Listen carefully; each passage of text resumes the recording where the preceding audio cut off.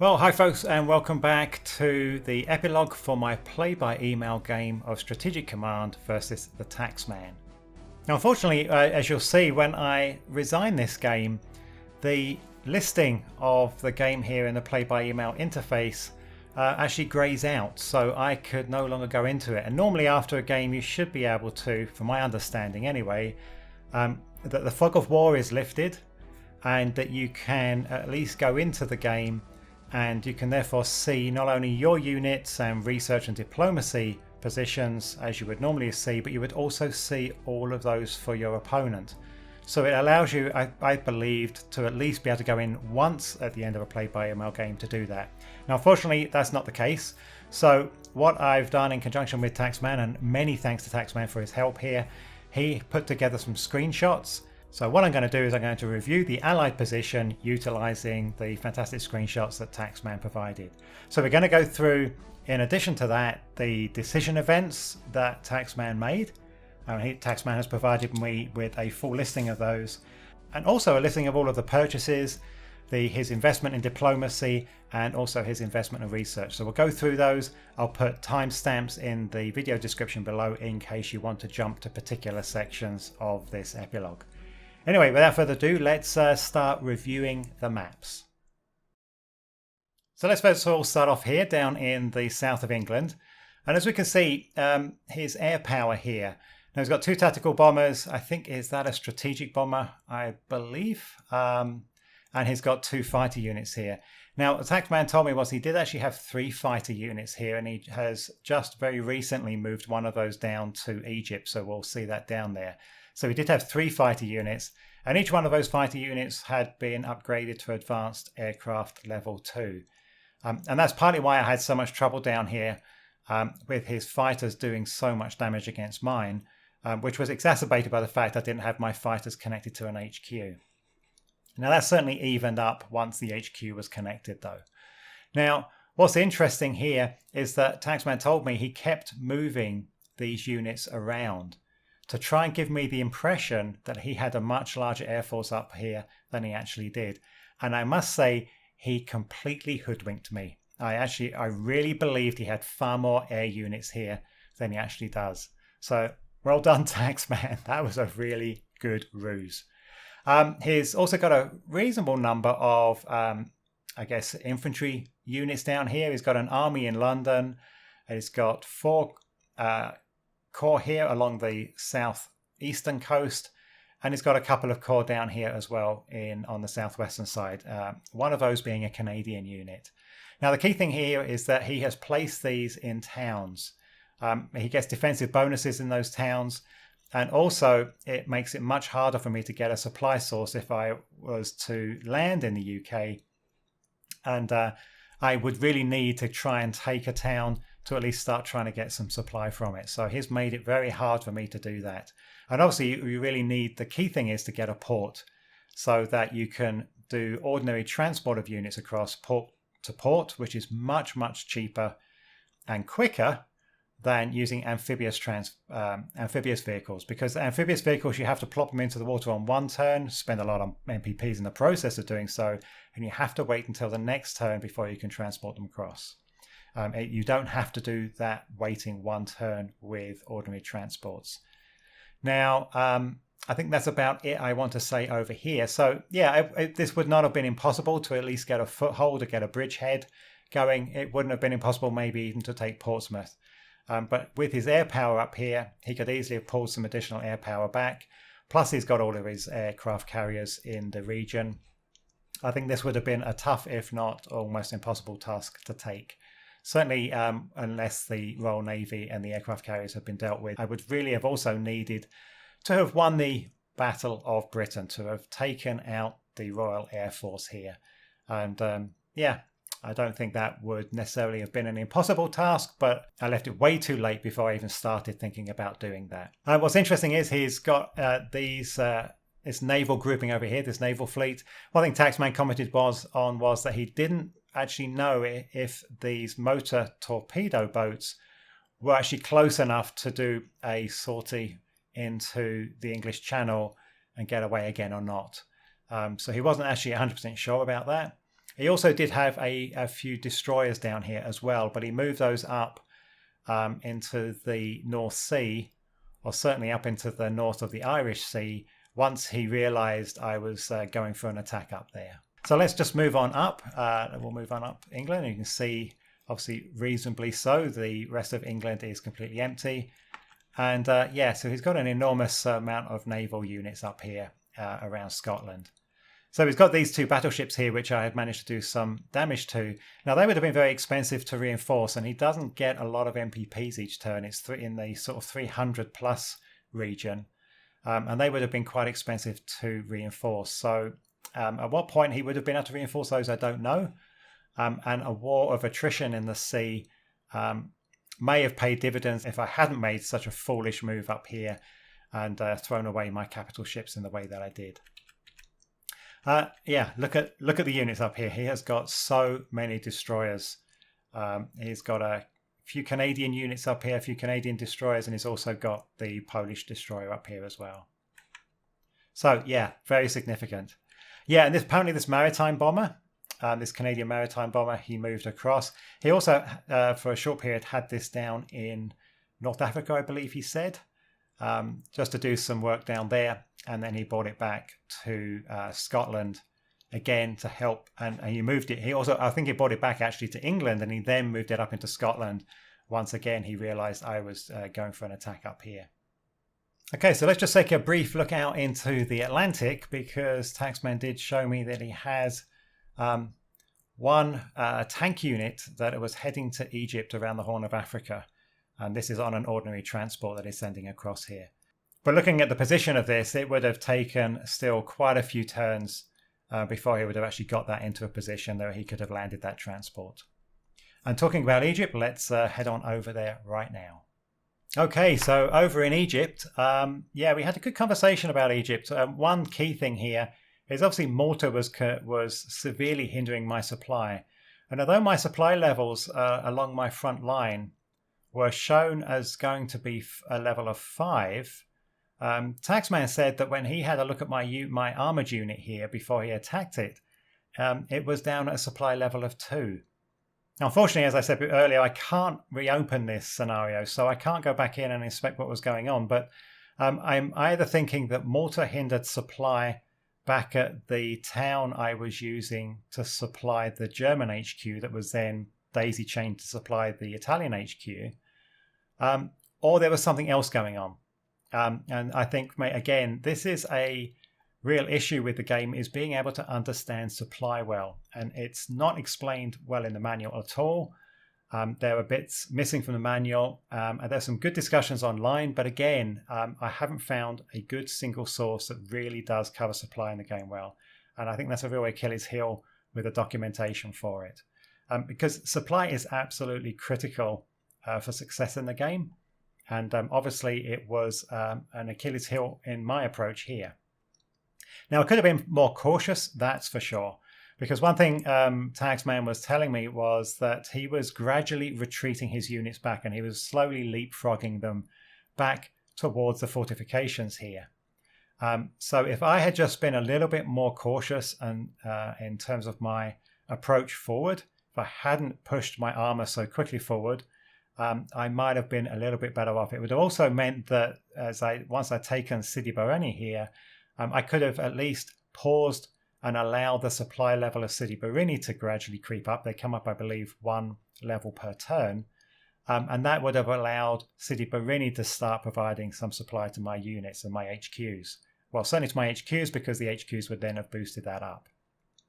Now, the other thing I didn't realize, and a great tip that Taxman has provided me with, is that reconnaissance units, and this is actually the British reconnaissance unit, but I had a German reconnaissance unit here, is that the reconnaissance units can actually see 3 hexes forward.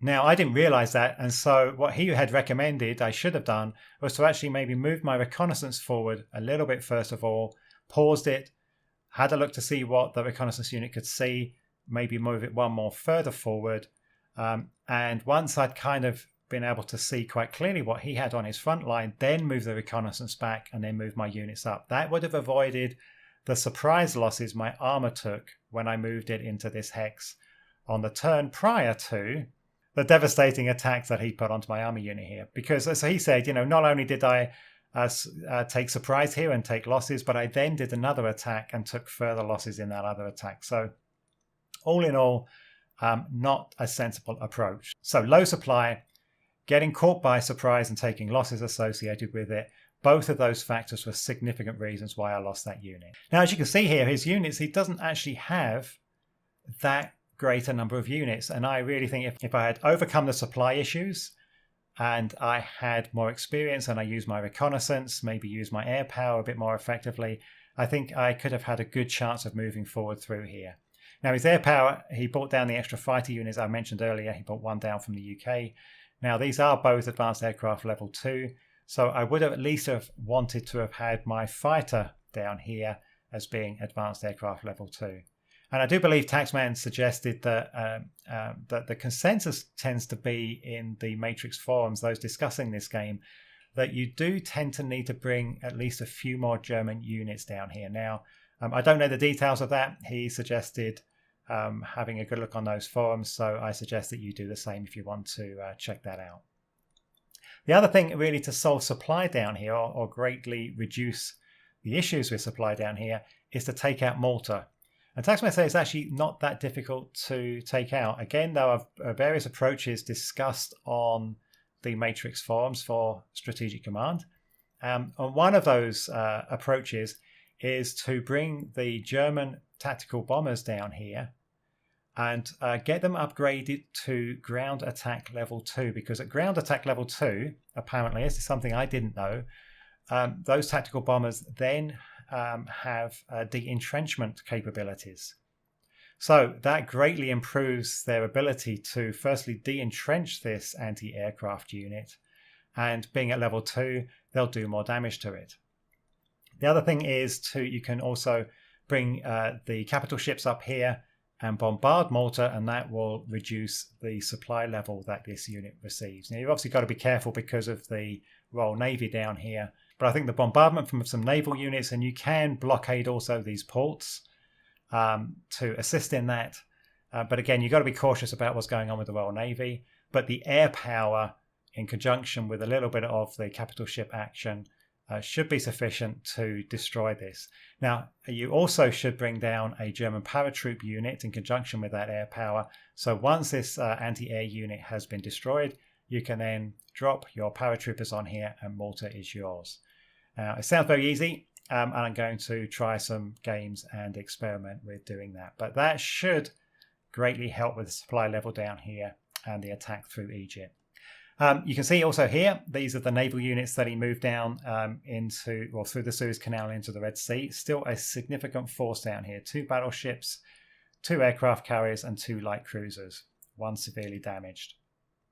Now, the other thing that Taxman wanted to show me was that he moved a corps over into Q8. Now, the reason he did that is because I think once the Axis units get within a certain number of hexes of, I think, Cairo, or something like that. I can't recall exactly. I apologize. That triggers an event where there's an Iraqi uprising. And to counter that uprising, the British send an Indian corps, I believe it's a corps, to Iraq. And as long as if you've got a second unit over here, that allows the British to quell that uprising.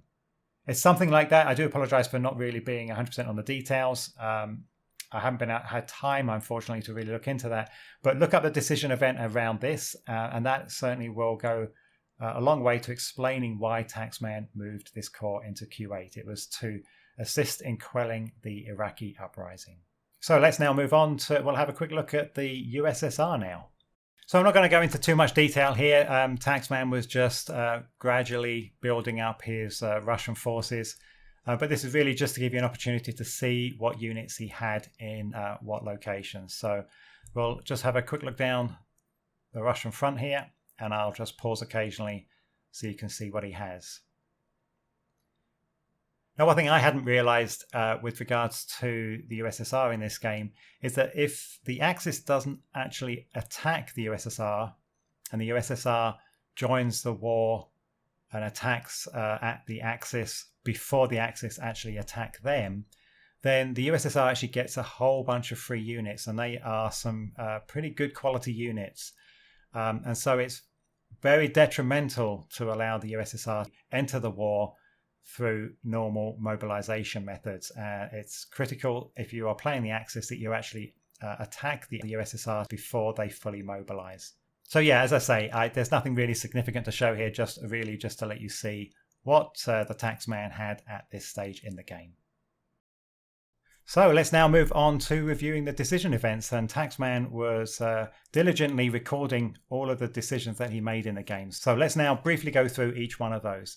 So we'll start off with France, and for DE-203, Taxman actually rejected the Spanish exiles, and that was, he would have received a kind of half-strength engineer unit, but he saved himself 50 MPPs and rejected that. Now I'm not going to go into the reasonings behind each one of these. I don't know the individual reasonings behind each one, but look up each one of these decision event numbers in the game manual and the strategy guide for the 1939 campaign, and you can look through and use your own judgment as to why Taxman may have made these decisions.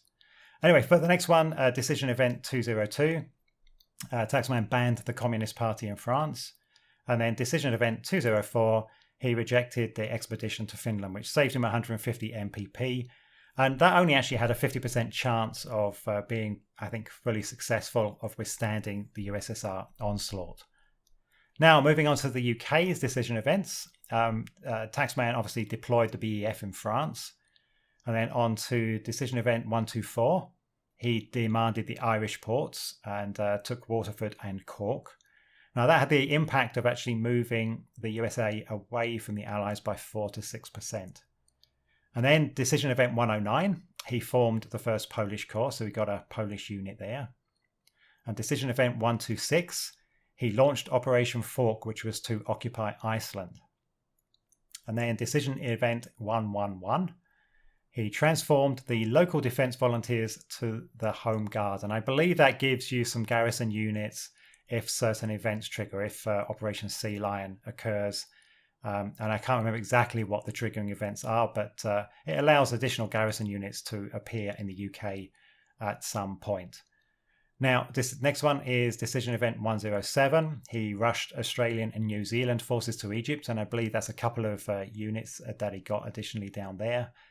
And then decision event 112 was to strengthen East Africa. And then decision event 103, he rerouted convoys from the Mediterranean to protect them.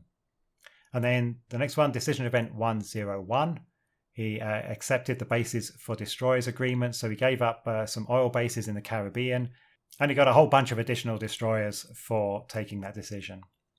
And then decision event 102, he sent the 7th Armoured Unit to Egypt.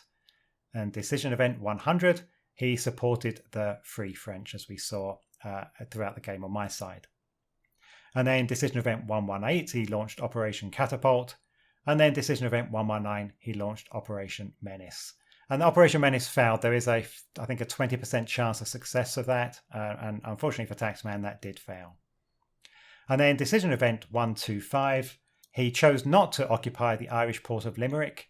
I'm assuming because he had sufficient other Irish ports, Waterford and Cork. And taking the additional Irish port of Limerick would again have meant the USA moving an additional 4 to 6% away from the Allies. Now for the USA, there was just one, decision event 301. And Taxman agreed that he wanted deliveries of French aircraft to the UK and Canada. And then moving on to the USSR, DE 406, he obviously chose for the Red Army to advance into Poland once Poland had fallen.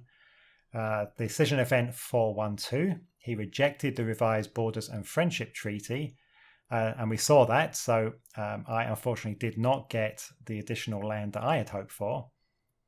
And then decision event 401, he went for more land grabs by initiating a winter war with Finland. And then decision event 409, he chose to learn the lessons from that winter war, which means that the Red Army units would avoid any penalties from winter weather. And then decision event 411, he annexed the Baltic states. And at decision event 418, he seized Bessarabia. Now we'll just quickly look through the various purchases and spending on diplomacy and research that Taxman did. So just as going through country by country again, we'll start off with France. So Taxman initially bought an anti-tank unit, then a garrison, and then he ultimately invested 3 diplomatic chits into Spain. And I guess why not? Because France was inevitably going to be at the war. And if during that period when France is still fighting for the Allies, he can swing Spain away from the Axis, then yeah, why not?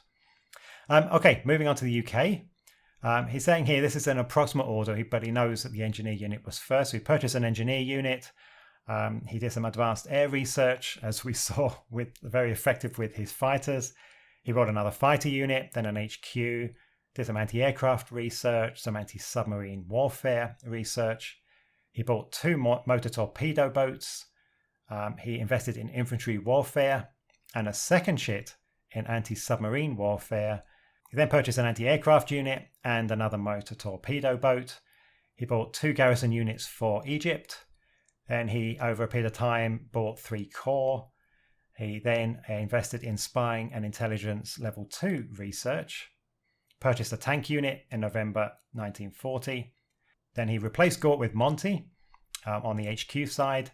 Then he invested further money in research in infantry weapons for level 2, and then he purchased an army at the end. Now moving on to the USSR, he started off with infantry weapons research, very sensible. He moved on to spying and intelligence research, infantry warfare research, anti-aircraft research, advanced tanks level 2 research, anti-air research he put a second chit into. He then moved on to advanced aircraft for level 2, infantry weapons level 2 research, armoured warfare research, 2 corps, 3 corps and 3 garrisons, and a further 2 corps. Now moving on to the USA, he started off with some research there, looking at spying and intelligence, then industrial research. And one of Taxman's comments, he commented that certain experienced players actually only kind of rate you doing investments in industrial research for the USA, not necessarily for the other countries, that it doesn't really provide them with enough of a benefit. But the MPP return from industrial research for the USA is apparently well worth it, because industrial research is actually fairly expensive. Then he moved on to advanced tanks research, then infantry weapons research, anti-submarine warfare research, second chit into industrial research, a second chit into anti-submarine warfare.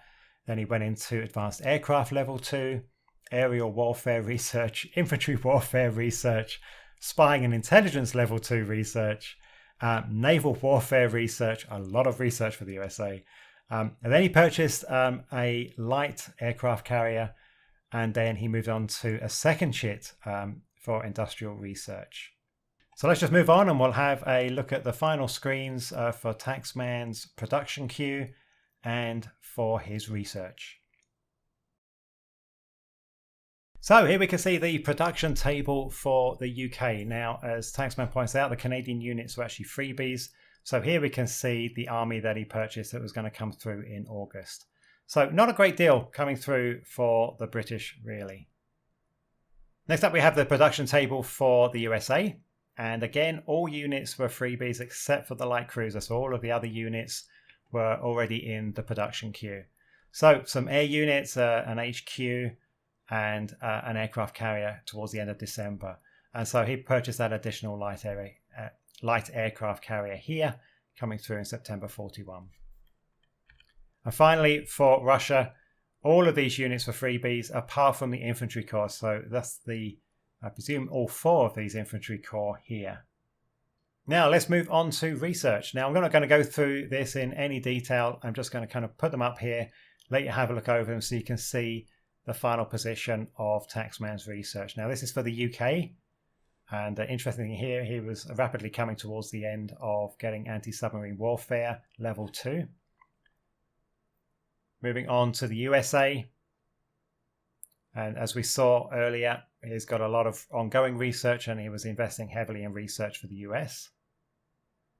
And then finally for the USSR. Again, he had been investing heavily in research here, primarily in those key areas, infantry weapons, advanced aircraft. Those are the kind of things which he really needed in a land battle. Now, just on a kind of closing note, one of the really interesting things that Taxman told me was I had tried to invest a second chit for Germany under advanced aircraft.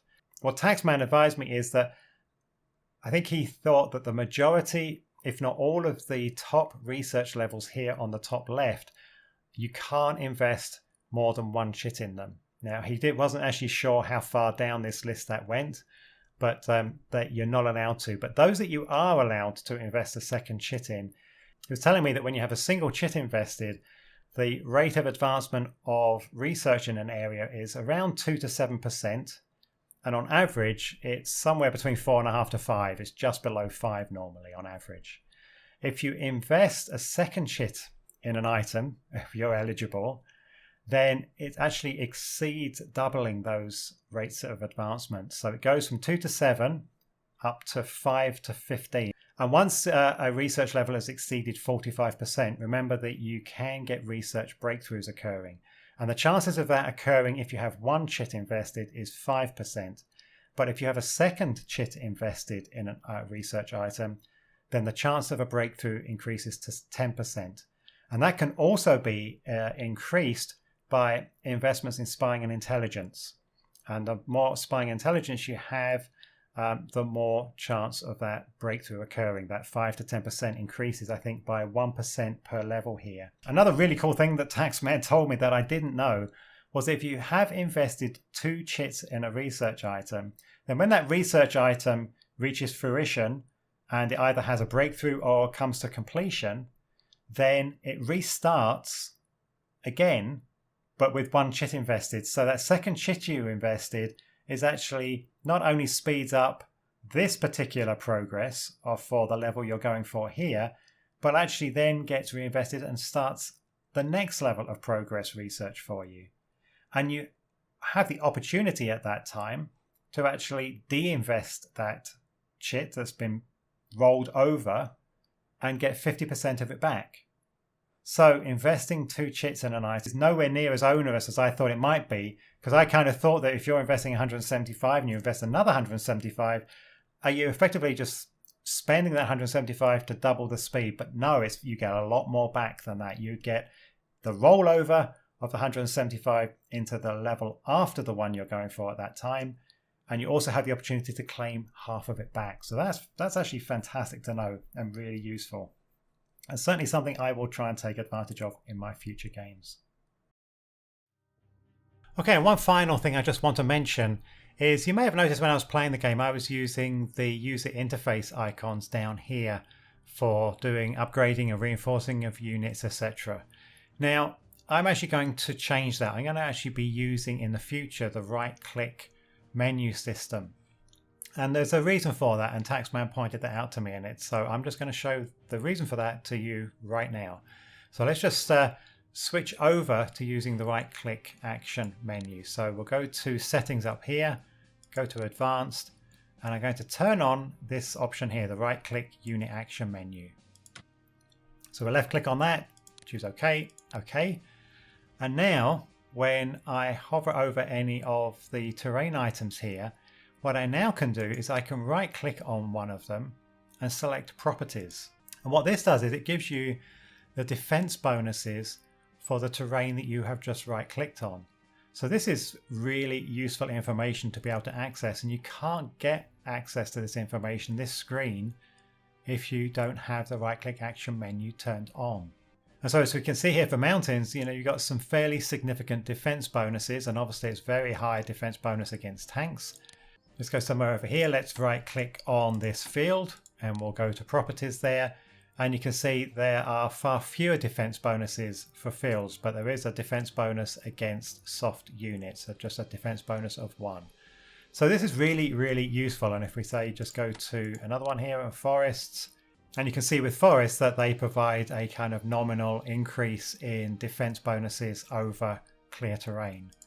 Now, one thing I have noticed is you can't actually get properties for plain clear terrain. If you try and right click on the clear terrain hexes, you can't get anything. It tends to be only those hexes that actually have something in them, some kind of terrain feature, I think, that provides you with a defense bonus. And another good reason for having the right-click action menu turned on is because it will allow you to upgrade towns with anti-aircraft defense. Now, it's critical if you want to do that. Under research, you have at least anti-aircraft defense level 1 researched. And now I do have that in this particular game here. And the right-click action menu is turned on. So if I right-click on a town or a resource, then I have an upgrade option available to me. And that allows me to add a level 1 anti-aircraft defense to that town.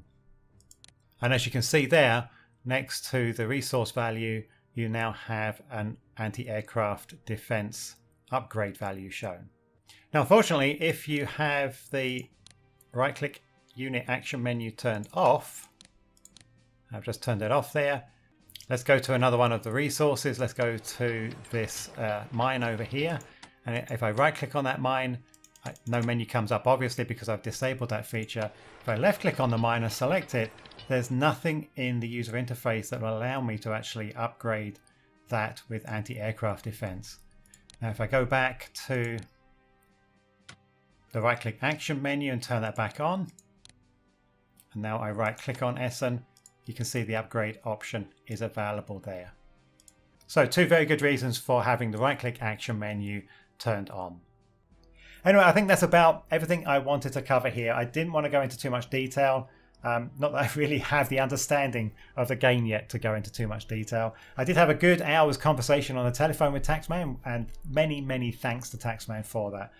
He gave me a lot of useful tips. Unfortunately, it was a lot of information to digest at the time, and I did take some notes, but I haven't remembered everything. But I certainly gained some insights into my mistakes, and I've certainly gained some very useful tips on the way the mechanics of the game work, and I'll certainly use those to my advantage next time I play. Anyway, I hope you'll be able to get something from this video. Let me know what you think in the comments section below. Let me know if you've got any tips or tricks that you want to share. So please give me some feedback in the comment section below, folks. It's great to get that dialogue going. Anyway, thank you very much for watching. I hope this has been useful. If you like this video, please give me a thumbs up. Subscribe, check out my Patreon page. Thank you very much for watching, folks, and thank you for working your way through this series, despite my failings. Take care. Bye-bye.